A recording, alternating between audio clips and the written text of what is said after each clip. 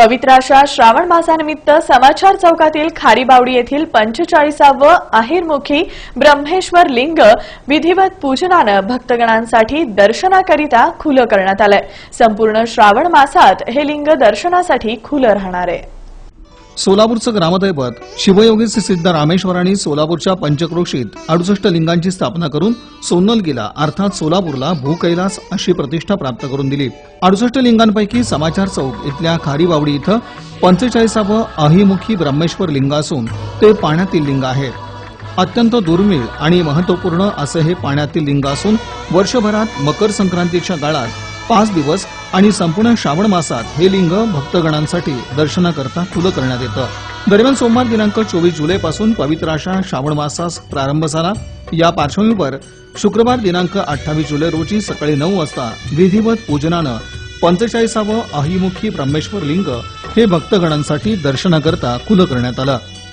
माजी नगरसेवक जगदीश पाटील, नगरसेवक अमित पाटील, गोपाळ झंवर आदींनी अहिमुखी ब्रह्मेश्वर लिंगास पंचामृताचा अभिषेक करून विधिवत पूजन केलं आणि आरती केली। ओम सुंदरम ओंकार सुंदरम ओम सुंदरम ओंकार सुंदरम शिव सुंदरम शिवनाम सुंदरम शिव सुंदरम शिवनाम सुंदरम शिवनाम सुंदरम ओम सुंदरम ओंकार सुंदरम ओम सुंदरम ओंकार सुंदरम ओम सुंदरम। दरम्यान माजी नगरसेवक जगदीश पाटील यांनी शुक्रवारपासून पवित्र अशा श्रावण मासानिमित्त अहिमुखी ब्रह्मेश्वर लिंग हे सर्व भक्तगणांसाठी दर्शनाकरता खुलं झाल्याचं सांगत भक्तगणांनी आवर्जून या अहिमुखी ब्रह्मेश्वर लिंगाचं दर्शन घ्यावं असं आवाहन केलं। श्रावण मासामध्ये पूर्ण 1 महिना जे लिंग उघडं ठेवायचं आणि संक्रांतीच्या काळामध्ये 5 दिवस असा करार विधिलिखित करार त्यावेळेला झाला आणि त्या कराराप्रमाणे आज दर्शनासाठी भाविकांना 1 महिन्यासाठी श्रावण मासामध्ये हे लिंग खुले करण्यात आलेलं आहे।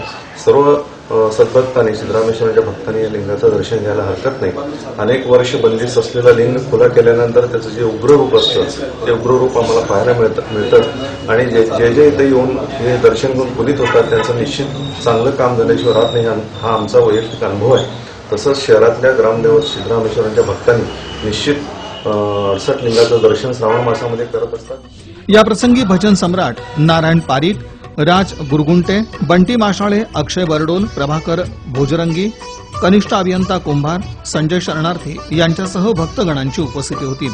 खोल पाण्यात असलेल्या अहिमुखी ब्रह्मेश्वर लिंगाच्या दर्शनासाठी भक्तगण दुरून आवर्जून येतात। संपूर्ण भारतात पाण्यात केवळ 2 ठिकाणीच लिंग असून पुष्कर तीर्थ इथल्या लिंगाचा आणि सोलापुरातील अहिमुखी ब्रह्मेश्वर लिंगाचा यामध्ये समावेश आहे। दरम्यान भक्तगण दर्शनासाठी आल्यावर आरशात पाहून या लिंगाचं दर्शन घेतात आणि स्वतःला धन्य धन्य मानतात। पाण्यात असलेल्या देवळीत हे लिंग असून त्याच्यासमोर आरसा ठेवण्यात आला असून यात पाहून दर्शन घेतलं जातं।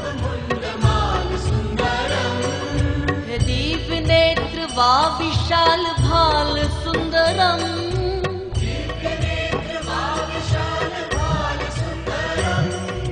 ओम सुंदरम